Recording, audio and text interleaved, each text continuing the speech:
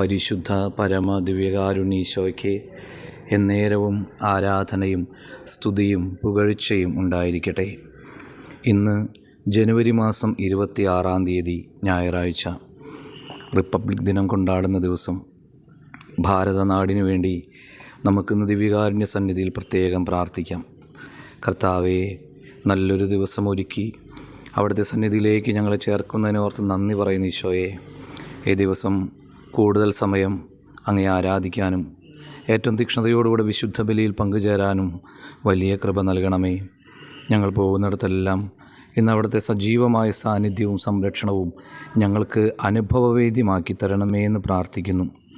യോഹന്നാൻ്റെ സുവിശേഷം 2-ാം അധ്യായത്തിൽ 1-ാം വാക്യത്തിൻ്റെ അവസാന ഭാഗം നമുക്ക് ധ്യാനിക്കാം. യേശുവിൻ്റെ അമ്മ അവിടെ ഉണ്ടായിരുന്നു.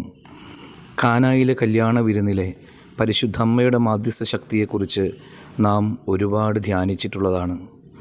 ഈശോ ശ്രദ്ധിക്കാത്ത കാര്യങ്ങൾ പോലും അമ്മ ശ്രദ്ധിക്കും. അത് ഈശോയുടെ ശ്രദ്ധയിൽ കൊണ്ടുവരികയും ചെയ്യും. ഈശോയും അമ്മയും കൂടെ ഒരുമിച്ചുള്ളിടത്ത് ഒരിക്കലും ഒരു കുറവും വരില്ല. ദിവ്യകാരുണ്യ സന്നിധിയിലിരുന്ന് ജപമാല ചൊല്ലുമ്പോൾ അത്ഭുതകരമായൊരു ശക്തി നമുക്ക് അനുഭവപ്പെടാറില്ലേ?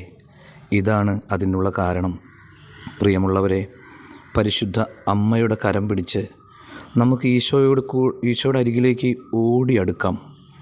ഒരിക്കലും നമ്മെ മാറ്റി നിർത്താനോ കണ്ടില്ലെന്ന് വയ്ക്കാനോ ഈശോയ്ക്കാകില്ല. എല്ലാവർക്കും സന്തോഷം നിറഞ്ഞ നല്ലൊരു ഞായറാഴ്ച ആശംസിക്കുന്നു. നമ്മുടെ കർത്താവ് ഈശോ മിശിഹായുടെ കൃപയും പിതാവായ ദൈവത്തിൻ്റെ സ്നേഹവും പരിശുദ്ധാത്മാവിൻ്റെ സഹവാസവും നാം എല്ലാവരോടും കൂടെ ഉണ്ടായിരിക്കട്ടെ, ഇപ്പോഴും എപ്പോഴും എന്നേക്കും. ആമേൻ.